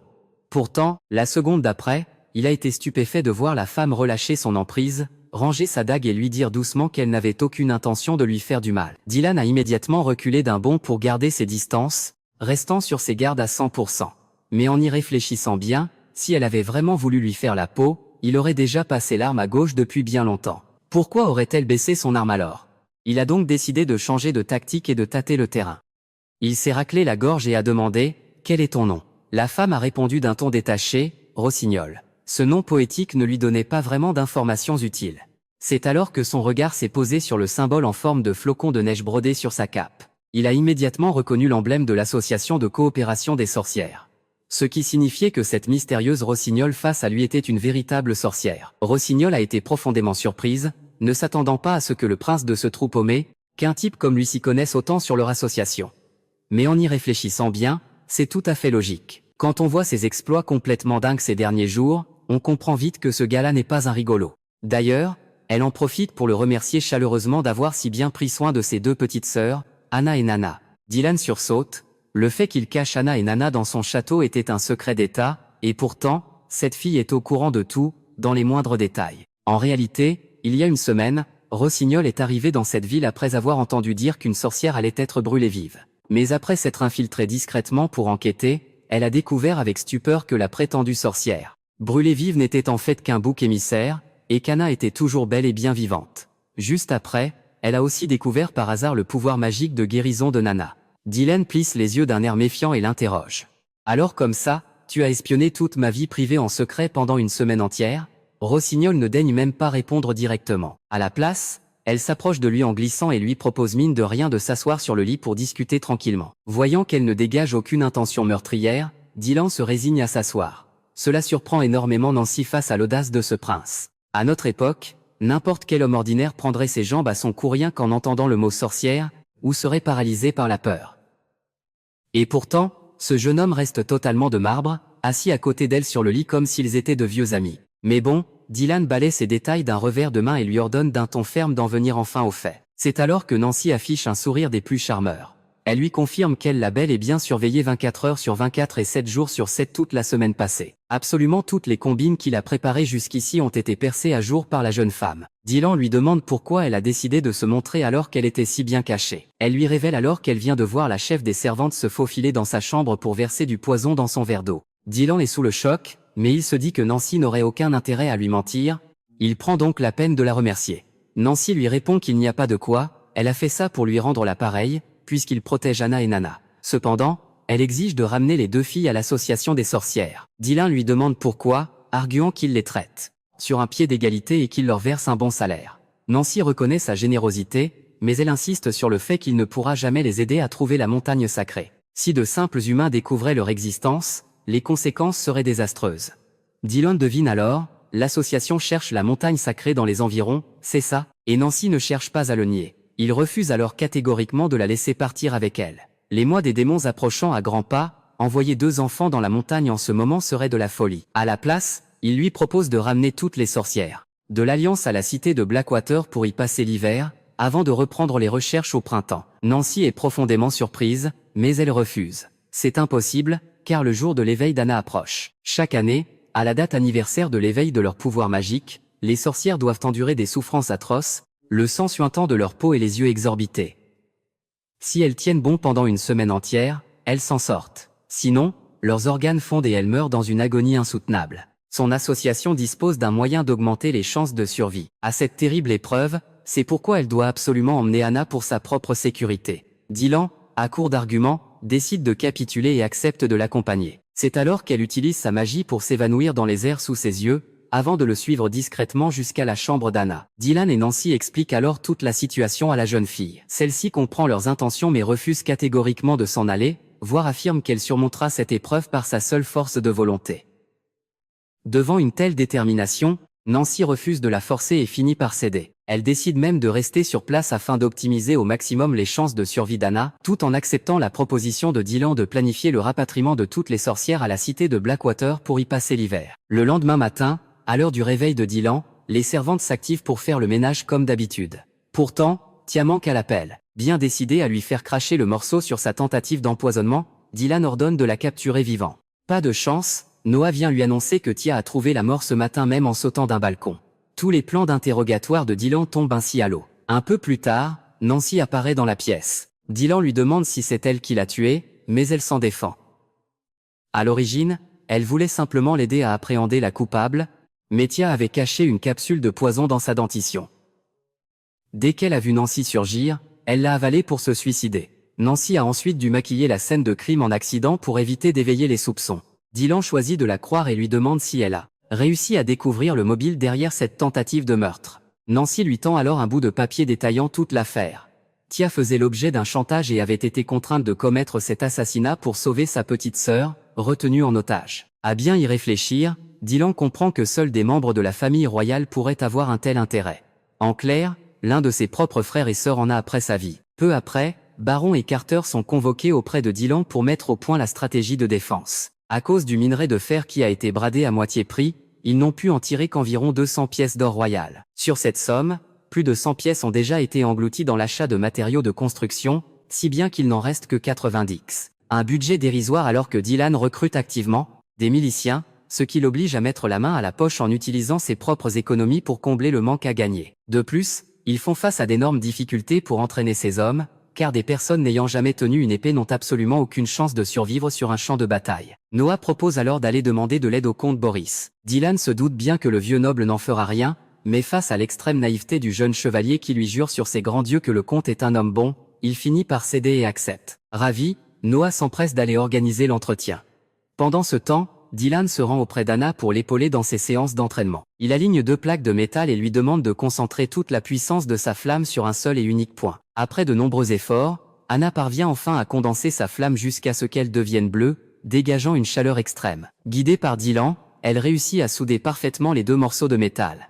L'expérience est un véritable succès, mais comme aucun d'eux ne portait de lunettes de protection, leur vue commence à se troubler, et ils voient des taches lumineuses partout. Quelques jours plus tard, Noah escorte Dylan jusqu'au manoir de Boris pour entamer les négociations. Le résultat est sans surprise, exactement comme Dylan avait prévu, le vieux comte rejette catégoriquement ce projet qu'il qualifie de pure folie. Pire encore, il pousse le mépris jusqu'à lui jeter une simple pièce d'or, tout en se moquant de la pauvreté du prince et de sa stupidité.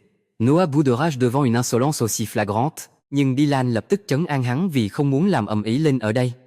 Sau đó cả hai ra về, trên đường về, Noah xin lỗi vương tử vì đã khăng khăng đòi đi gặp. Chỉ là hắn không thể ngờ nổi Boris lại có thái độ lồi lõm như vậy. Dylan le rassure en lui disant de ne pas s'en faire, car il s'attendait déjà à ce dénouement. Il lui rappelle que pour s'en sortir par ses propres moyens, il ne faut surtout pas compter sur les autres nobles. De toute façon, Ila đã quyết định tự mình huấn luyện đội dân quân rồi. Anh cho tập hợp toàn bộ những người đăng ký ra bãi đất trống để chính thức bước vào khóa huấn luyện. Đối với dân làng nghèo, lương 10 đồng bạc một tháng kèm bao ăn là quá hời nên chẳng ai muốn bỏ qua.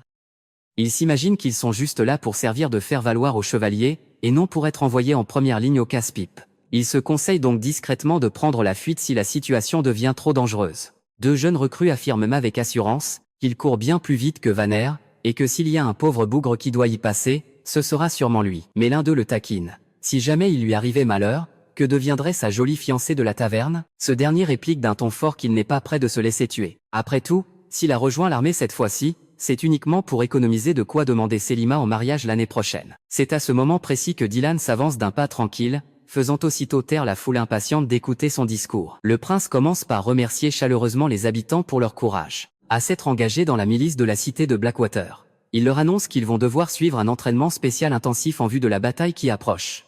Joignant le geste à la parole, il ajoute pour les motiver que tous ceux qui termineront l'entraînement du jour avec brio recevront un œuf dur en bonus dans leur ration du midi. En entendant cela, les yeux des jeunes recrues s'illuminent comme des phares. Il faut dire qu'en ces temps de misère noire, pouvoir manger un œuf gratuitement est une véritable bénédiction. Aussitôt, toute la troupe se montre prête à donner son sang pour décrocher la récompense. Voyant ces hommes survoltés, Dylan s'empresse de leur présenter leur nouveau capitaine, le chasseur hache de fer. Les jeunes recrues sont un peu déboussolés d'apprendre que c'est lui qui va diriger les opérations, car il appartient au peuple du sable, une ethnie habituellement rejetée par la noblesse. Mais à cet instant précis, les préjugés et les origines passent bien après, car les estomacs de tout le monde ne réclament que ce délicieux œuf de poule qui les attend.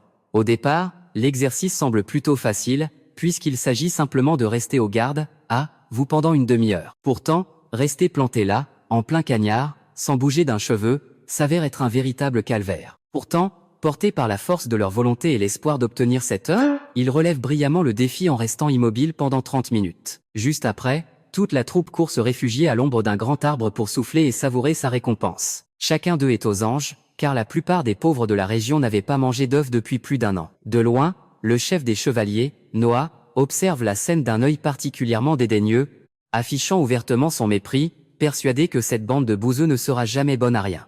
Les miliciens, qui ne sont pas dupes de son attitude hostile, commencent à craindre qu'on ne leur retire leur récompense. Vanet prend alors la parole pour calmer le jeu. C'est le prince en personne qui l'a promis, il ne va tout de même pas revenir sur sa parole. Les autres miliciens restent pourtant sceptiques, car de mémoire d'homme, la noblesse est connue pour ses ruses et ses mensonges éhontés dès qu'il y a un profit à la clé. Pourtant, Vanet garde une confiance absolue en Dylan, la preuve flagrante étant qu'il a osé briser tous les codes de la noblesse pour nommer un homme du sable à la tête de la milice. Mais d'un point de vue plus personnel, notre trio de jeunes recrues, tous hochaient la tête en reconnaissant qu'Ironax était vraiment efficace.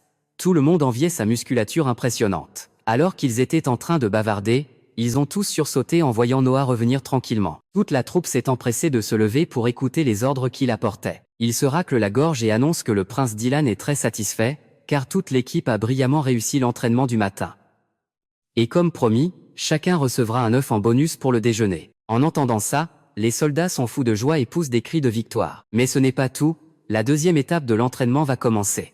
Cette fois, si tout le groupe reste parfaitement immobile pendant 1 heure, chacun aura droit à un deuxième œuf. Mais s'il y en a un seul, qui ne tient pas le choc et s'effondre, alors personne n'aura de deuxième œuf. En entendant ça, les soldats commencent à râler, trouvant cette règle injuste, mais la tentation de ce deuxième œuf est bien trop forte pour que quiconque puisse y résister. Ils finissent donc tous par serrer les dents et accepter le défi. Pendant que les soldats endurent l'épreuve sous un soleil de plomb, Noah s'approche de Dylan. En voyant sa mine renfrognée, le prince sait parfaitement ce qu'il a en tête et lui dit de parler franchement. Noah ne se fait pas prier et déclare, même s'il ne remet pas en cause les doutes du prince, en tant que capitaine des chevaliers, il trouve que cette milice n'est qu'un tas de bons à rien sans aucune discipline. Fort de son expérience sur le champ de bataille, il est certain qu'ils prendront leurs jambes à leur cou dès que les choses sérieuses vont commencer. De plus, à quoi bon s'entraîner à rester immobile comme des piquets? Qu'est-ce que ça va leur apporter face à des monstres? En plus, les nobles et les chevaliers de Boris ont complètement coupé les ponts avec eux. Alors ces pauvres ignorants sont leur unique espoir. Carter pense qu'au moins, avant de les envoyer au casse-pipe, il devrait leur enseigner les bases du maniement de l'épée. Dylan l'écoute calmement jusqu'au bout, puis lui demande. Tu penses vraiment que, dans le peu de temps qu'il nous reste avant les mois des démons, tu vas pouvoir transformer ces gars-là en vrais chevaliers? Carter fait la grimace et avoue honnêtement que c'est impossible. Pour maîtriser l'épée, il faut au moins 5 ans d'entraînement intensif pour obtenir un résultat potable. C'est bien pour cela que Dylan a mis de côté l'entraînement classique. Dès le départ, son but est d'utiliser sa propre méthode pour faire d'eux une force aussi redoutable que possible, et ce en seulement 2 mois. Sur ce, il sort un autre décret de son plan d'entraînement et le tend à Carter. En ouvrant le papier, ce dernier est totalement sous le choc, le prince exige que tous les soldats apprennent à lire et à écrire. Il est complètement dépassé par les événements. Il ne voit vraiment pas en quoi apprendre à lire va leur être utile sur un champ de bataille sanglant. Pourtant, Dylan veut que ses soldats soient instruits pour que, face à l'ennemi, ils comprennent instantanément les ordres écrits, sans perdre de temps à chercher quelqu'un qui sait lire, ce qui leur ferait rater l'occasion. Pile au moment où ils sont en pleine discussion philosophique, sur le terrain d'entraînement, un jeune homme à bout de force sent ses jambes le lâcher et s'effondre lourdement au sol, évanoui. Toute la troupe pousse un gémissement collectif de déception, car le deuxième œuf vient officiellement de leur passer sous le nez. Mais bon, au moins, le premier œuf est déjà assuré. À l'heure du déjeuner, les cuisines servent un repas copieux et bien présenté, et ces soldats ordinaires savourent le meilleur repas qu'ils aient mangé depuis bien longtemps. Vanet est aux anges en croquant à pleines dents dans l'œuf de ses rêves. À côté de lui, ses deux camarades dévorent leur assiette sans perdre une seconde. Tous s'accordent à dire que l'entraînement est un véritable calvaire, mais que si le prince les nourrit aussi bien tous les jours, ils sont prêts à obéir au moindre de ses ordres. Au même moment, pendant que le chef Ironax est en train de manger, Carter s'approche de lui et lui expose la suite de cet étrange programme d'entraînement pour le tenir informé. En résumé, la 3e session va débuter juste après le repas et se poursuivra jusqu'au coucher du soleil. Cette fois, la mission consiste à faire 3 tours de course à fond autour de Blackwater. Si tout le monde franchit la ligne d'arrivée, ils gagneront un autre œuf pour le dîner. Mais là encore, si un seul homme manque à l'appel avant la nuit tombée, le contrat est rompu pour tout le monde. Heureusement, cette fois, les coureurs les plus rapides sont autorisés à faire demi-tour pour soutenir ou même porter sur leur dos leurs camarades à la traîne. Le but ultime est de ne laisser absolument personne derrière avant la fin de la journée. En fin d'après-midi, tout le groupe donne tout ce qu'il a pour boucler le dernier tour. Ils sont tous épuisés, surtout le jeune vanneur qui n'a jamais été très sportif. À bout de force, il s'écroule au sol. Sa tête tourne, mais il se force à tenir le coup pour ne pas gâcher l'œuf du midi. Cependant, vu son état, ses chances de franchir la ligne d'arrivée par ses propres moyens sont proches de zéro. Près de l'arrivée, la majeure partie des troupes est déjà rassemblée. Carter s'approche pour demander au chef de clan si l'appel a été fait. C'est à ce moment-là qu'on lui signale qu'il manque encore 3 hommes, ce qui le fait paniquer. Peu après, les soldats laissent éclater leur joie en apercevant les 3 derniers hommes franchir la colline. C'est Vanner, soutenu sous les bras par ses 2 meilleurs amis. Ironax, fou de joie, annonce fièrement que tout l'effectif est arrivé à bon port. Constatant qu'ils ont réussi avant le coucher du soleil, Carter valide l'épreuve d'un signe de tête. Ce soir-là, toute la troupe se réunit autour d'un grand feu de camp pour fêter ça. Le repas, accompagné d'œufs de poule, est un véritable festin auquel participent aussi Ironax et Carter. Au beau milieu des réjouissances, le capitaine annonce qu'il reste encore une dernière épreuve pour aujourd'hui. Ironax ne pensait pas que Dylan ferait s'entraîner les soldats en pleine nuit. Carter lui explique qu'il s'agit simplement d'un exercice d'alerte rouge, un rassemblement d'urgence au milieu de la nuit pour tester leurs réflexes en cas d'attaque surprise des monstres. Épuisé, Dylan se traîne jusqu'à sa chambre pour y trouver Nightingale tranquillement installée à son bureau. Elle prend un air faussement peiné en lui faisant remarquer qu'il fait des heures bien trop tardives. Elle prétend être venue lui tenir compagnie pour lui éviter d'être seule, mais ajoute que l'attente était si longue qu'elle s'est permis de manger son dîner. Dylan est bien trop épuisé pour relever ses taquineries et reste de marbre. Il s'installe à son bureau et se replonge dans ses affaires d'État. Nightingale, voyant qu'il travaille sérieusement et sans artifice, lui demande par curiosité « C'est toi qui finances tout le budget de cette milice de ta propre poche ?» Il répond calmement « Si cela permet à Blackwater de survivre à l'hiver, aucune dépense n'est excessive. » Elle se montre sceptique, mais forcer ces simples recrues à lire et à écrire, est-ce que ça vaut vraiment l'investissement? Dylan réplique que savoir lire ne va pas seulement les aider à comprendre les ordres sur le champ de bataille, mais qu'à long terme, cela leur permettra d'avoir un idéal et de comprendre ce pourquoi ils se battent réellement.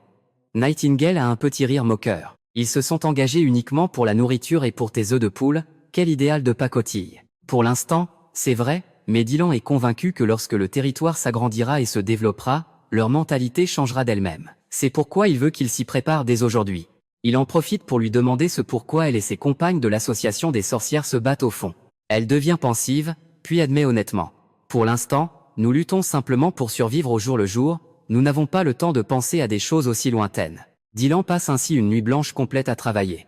Ce n'est qu'en posant sa plume qu'il réalise qu'il n'a pas avalé la moindre miette. Mais cela n'a plus d'importance, car l'arme révolutionnaire, le prototype de fusil à silex qu'il a lui-même dessiné, est enfin entièrement assemblé. Maintenant, il ne lui reste plus qu'à l'essayer pour tester sa puissance redoutable. Il emmène Carter et Ironax au cœur de la forêt pour leur révéler ce chef-d'œuvre.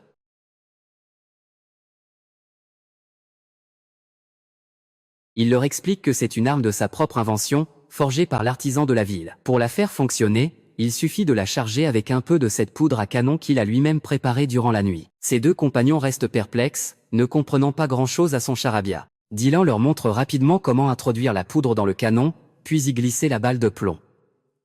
Les préparatifs terminés, il ordonne d'appuyer sur la détente. Le coup part dans un fracas assourdissant, libérant une force telle qu'elle fait sursauter les 2 hommes de stupeur. En s'approchant pour examiner la lourde armure de fer qui servait de cible, il constate avec effarement que le projectile en plomb l'a traversé de part en part. Cette puissance phénoménale permettrait à n'importe quel jeune recrue, n'ayant jamais tenu une épée de sa vie, de semer la mort sur le champ de bataille d'une simple pression du doigt. Carter commence à avoir des sueurs froides d'inquiétude et demande par curiosité au prince combien de fusils de ce genre ont déjà été forgés.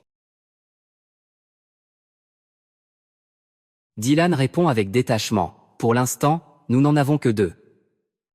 Mais à ce rythme, le forgeron nous en livrera 2 autres d'ici la fin du mois. Voyant l'inquiétude se lire sur le visage de Carter, il s'empresse de le rassurer. Ces armes sont faites pour repousser les monstres, elles ne remplaceront jamais la bravoure de nos chevaliers. Sur ce, il tend les fusils à Carter et à Ironax, les invitant à partager la responsabilité de défendre la ville de Blackwater. Flattés de cette marque de respect, ils se sentent profondément honorés de voir leur seigneur leur confier de tels trésors. Au même moment, dans le château du duc Ryan, celui-ci s'exerce au tir à l'arc, entouré d'une cour de flatteurs qui chantent ses louanges.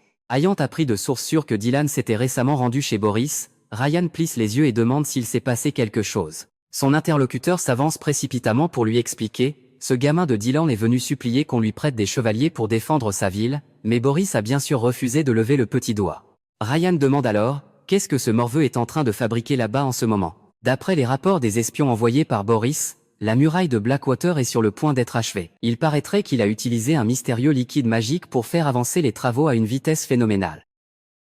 Pour Boris, c'était une certitude. Une muraille aussi mal raboutée ne tiendrait jamais face au déferlement des démons. Sans compter que son armée n'était qu'une milice de pacotilles. En plus, à jeter l'argent par les fenêtres comme ça, Dylan finirait à coup sûr sur la paille bien avant le printemps. Après tout, il régalait ses troupes tous les jours avec des œufs gratuits. Pourtant, à peine le duc eut-il entendu la fin de l'histoire que son visage se décomposa. Logiquement, Dylan avait désormais des remparts pour se défendre, une armée pour se battre, et un stock de vivres de premier choix pour nourrir tout ce beau monde. Que la muraille s'écroule ou que ses troupes se fassent massacrer, le vieux n'en savait rien. Mais une chose était sûre. Il était hors de question de laisser ce gamin de Dylan lui monter sur la tête. Pour étouffer toute tentative de rébellion dans l'œuf, il décida de prendre les devants. Durant les jours qui suivirent, la milice continua de s'entraîner sans relâche, sous une surveillance de fer, afin de se préparer à l'affrontement final, un combat à la vie, à la mort. Témoin de la scène, le jeune Brian ne pouvait qu'admirer la métamorphose de cette milice en si peu de temps, lui qui avait toujours rêvé de devenir un véritable chevalier. Voyant cela, son meilleur ami l'encouragea à s'enrôler sans plus attendre.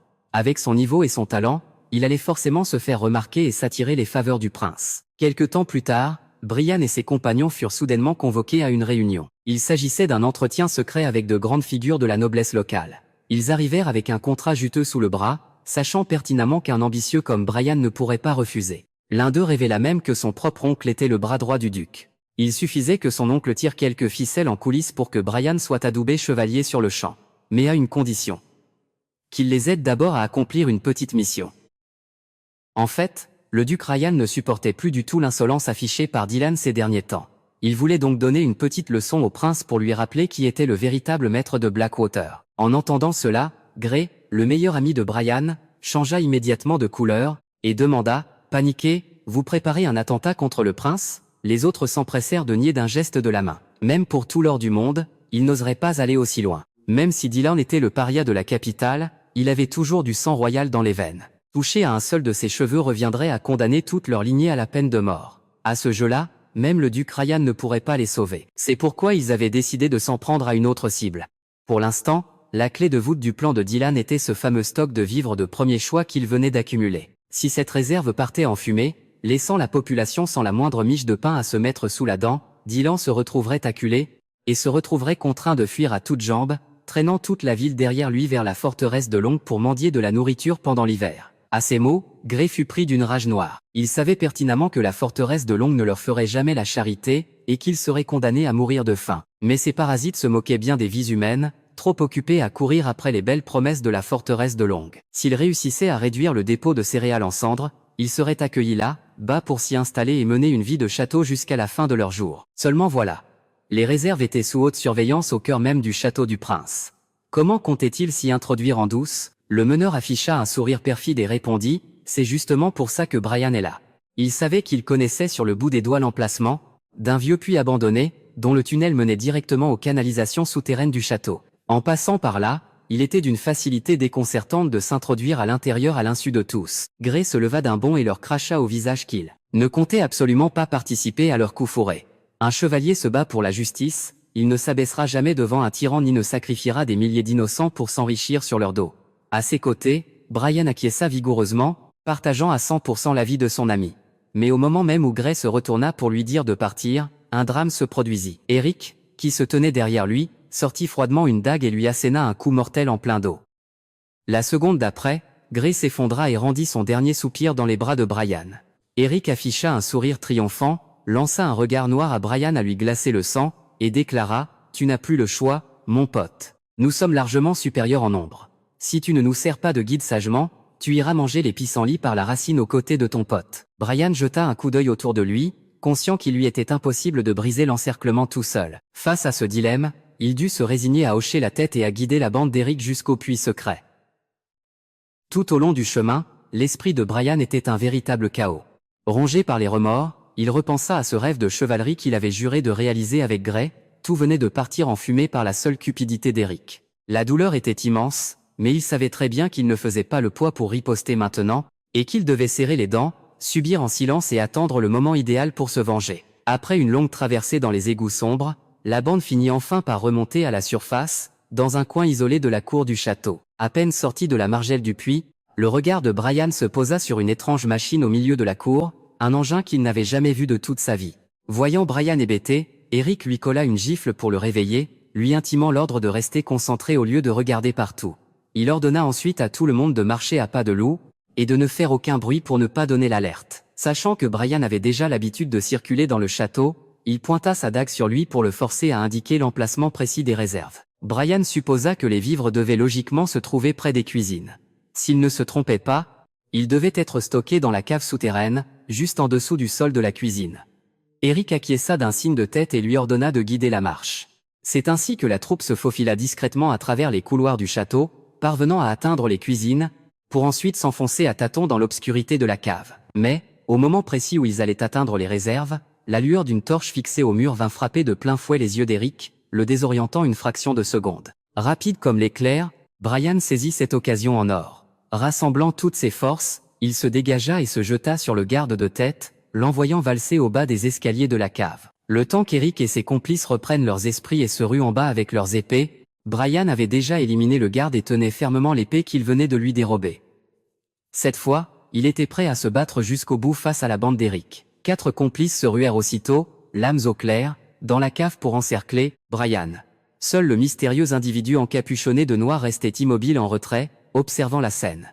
En temps normal, un combat à 1 contre 4 équivaut à un arrêt de mort pour la plupart des bretteurs, mais Brian était largement au-dessus du lot. Parant et esquivant avec fluidité les attaques les plus vicieuses de ses adversaires, il changea rapidement d'appui et abattit sa lame pour éliminer un premier homme. Il n'en restait plus que 3. Dans la foulée, il enchaîna proprement et neutralisa 2 autres sbires en un clin d'œil. Désormais, le seul adversaire encore debout face à lui n'était autre qu'Eric. Ce dernier croisa le fer avec Brian, le fixant d'un regard chargé de haine. Mais il savait pertinemment qu'il n'était pas de taille. Il tenta alors de dégainer discrètement une dague, espérant ainsi renverser la situation. Malheureusement pour lui, cette piètre tentative de triche ne l'empêcha pas de se faire corriger en bonne et due forme par Brian. Alors que Brian s'apprêtait à achever Eric pour venger son ami, l'homme au capuchon, qui s'était contenté d'observer jusque-là, décida enfin d'intervenir. Surgissant par derrière, il lui asséna un coup de dague féroce en plein dans l'épaule. Eric poussa un soupir de soulagement en voyant son complice lui sauver la mise in extremis. Vipère jeta un regard méprisant et railla, 4 hommes, et pas foutus de se débarrasser d'un moins que rien. Mais maintenant qu'il s'en mêlait, en personne, le rideau pouvait tomber. Brian reconnut immédiatement Vipère, l'un des chevaliers les plus redoutables au service du duc Ryan. Il comprit aussitôt que c'était le duc lui-même qui l'avait envoyé prêter main forte à la bande d'Eric, pour incendier les réserves. À vrai dire, en matière d'escrime pure, ce Vipère n'avait rien d'exceptionnel, Brian avait toutes ses chances de l'emporter. Seulement, ce chevalier compensait son manque cruel de technique par un style de combat particulièrement fourbe. Il utilisait sans cesse sa cape pour masquer la vue de Brian au beau milieu de l'affrontement, lui infligeant de traîtresses entailles. Finalement, affaibli par ses nombreuses blessures, le jeune homme s'effondra au sol, baignant dans son sang. Vipère leva sa lame pour l'achever une bonne fois pour toutes, mais au dernier moment, Eric lui cria de s'arrêter. Il exigeait de le torturer lui-même, voulant lui faire endurer les pires souffrances avant d'expirer pour avoir osé lui tenir tête. Vipère accepta, non sans lui rappeler de faire vite, car il devait encore mettre le feu aux réserves et décamper avant d'être repéré par la garde du château. Eric afficha un sourire sadique, et approcha lentement la lame du cou de sa victime, s'apprêtant à passer à l'acte. À l'article de la mort, Brian était rongé par le remords de ne pas avoir pu faire justice à Gray. Pourtant, à cet instant crucial, il écarquilla soudain les yeux en apercevant une silhouette féminine, perchée nonchalamment sur un tonneau juste au-dessus d'eux. Une fraction de seconde plus tard, Nancy surgit de nulle part derrière les deux complices. Vipé sursauta, et tenta aussitôt de lui faire le coup de la cape pour la frapper en traître. Mais il s'était attaqué à la mauvaise personne. En un clin d'œil, Nancy disparut sous son nez tout en lui tranchant proprement la main du chevalier. Quand Brian ouvrit enfin les yeux, il fut stupéfait de se retrouver allongé sur un matelas douillet dans une chambre d'hôpital. Et le prince était là, assis juste à son chevet. Dylan lui dit de ne pas s'inquiéter, qu'il avait déjà reçu un rapport détaillé sur tous ses exploits héroïques. Et il le remerciait du fond du cœur. Il lui présenta aussi ses plus sincères condoléances pour la perte de Gray, en promettant d'organiser des funérailles des plus solennelles, tout en prenant financièrement soin de sa famille afin de mettre ses proches à l'abri du besoin pour le reste de leurs jours. Quant à Brian, Dylan lui annonça fièrement que dès que ses blessures seraient complètement guéries, il organiserait officiellement sa cérémonie d'adoubement pour faire de lui son nouveau chevalier de confiance. En entendant cela, Brian fut ivre de joie, tellement heureux qu'il en eut les larmes aux yeux. Dylan lui confia aussi que Eric et Viper avaient tous les deux été capturés vivants. Après une petite visite guidée dans la salle de torture du château, ils avaient tout avoué en pleurant à chaudes larmes. Il lui assura donc qu'il ferait en sorte qu'il paie le prix fort devant la justice. Sur ces mots, il sortit pour laisser Brian se reposer tranquillement. Mais à peine eut-il franchi le pas de la porte que le vieux conseiller baron, l'air anxieux, qui faisait le guet depuis un moment, l'approcha. Il lui chuchota à l'oreille, pour ce qui est de faire payer Eric. Et surtout le chevalier Viper devant la justice. Ça risque d'être une sacrée paire de manches. Même s'ils ont eu l'audace de s'introduire dans le château et de comploter pour brûler tout le stock de nourriture, d'après la loi, pour un crime aussi grave que l'intrusion dans le palais, et la tentative d'incendie criminel des réserves, ils mériteraient d'être exécutés sur le champ. Mais voilà le hic. Viper est un chevalier influent sous les ordres du duc Ryan, et Eric n'est autre que le propre neveu du comte Boris. Du coup, à cette époque féodale corrompue, dès que des nobles ou leurs proches se font pincer, ils s'en sortent toujours grâce à leur fric et à leurs relations. Un bon pot de vin, et hop, l'affaire est classée. Ils s'en tirent sans la moindre égratignure. Sans compter que, si le véritable cerveau de l'affaire est bien le puissant duc Ryan, il ne restera jamais les bras croisés à regarder ses deux pions se faire décapiter en public. Dylan plissa les yeux et se tourna vers son conseiller plein d'expérience pour lui demander s'il avait une idée. Baron flatta sa barbe et dit au prince de rester calme car, d'après ses prévisions, d'ici peu, les deux vieux renards de Boris et Ryan allaient accourir en panique pour sauver leurs hommes. Et comme de fait exprès. À peine eut-il fini sa phrase qu'un garde arriva tout essoufflé pour annoncer que le comte Boris attendait déjà dans le salon, suppliant d'être reçu par le prince. Tout se déroulait exactement comme prévu. Dylan fit un clin d'œil à Baron pour l'inviter à le suivre afin d'accueillir leur invité, sans oublier de dire à Noah d'escorter plus tard Brian chez Nana pour que la petite soigne complètement ses blessures. Pendant ce temps, dans le grand hall, le comte Boris faisait les 100 pas, sur des charbons ardents. Dès qu'il aperçut Dylan entrer d'un pas tranquille, il s'empressa d'afficher un visage respectueux et s'inclina bien bas pour le saluer. Il s'empressa d'expliquer qu'il était venu aujourd'hui au nom de son stupide neveu Eric, pour présenter ses plus plates excuses d'avoir osé offenser la famille royale. Dylan fit mine de ne rien savoir et haussa un sourcil. « Mais de quoi diable parlez-vous donc ?» Boris continua de flagorner, racontant que son neveu Eric était un garçon doux par nature, mais que, allez savoir pourquoi, il s'était fait embobiner par de dangereux criminels, le poussant à les guider naïvement dans le château. C'est pourquoi Boris suppliait Dylan de se montrer clément, d'accorder sa grâce et de laisser une chance de survie à son neveu. Pour donner plus de poids à sa requête, il poussa respectueusement un coffret en bois très lourd, rempli à ras-bord de 50 pièces d'or royal. Il espérait que ce trésor scintillant suffirait à amadouer le prince pour qu'il libère Eric et Viper. Dylan regarda alors et ricana, si ces deux-là sont complètement innocents. Alors le véritable cerveau derrière tout ça n'est autre que le duc Ryan, n'est-ce pas? En entendant cela, Boris sentit son cœur s'arrêter. Il agita frénétiquement les mains, affirmant avec force, le grand-duc Ryan a toujours été d'une loyauté absolue envers la couronne, jamais il ne trahirait le prince. En réalité, Boris lui-même mentait si effrontément qu'il en avait presque honte. Finalement, il retint son souffle, s'attendant à ce que Dylan tape sur la table et démasque son hypocrisie.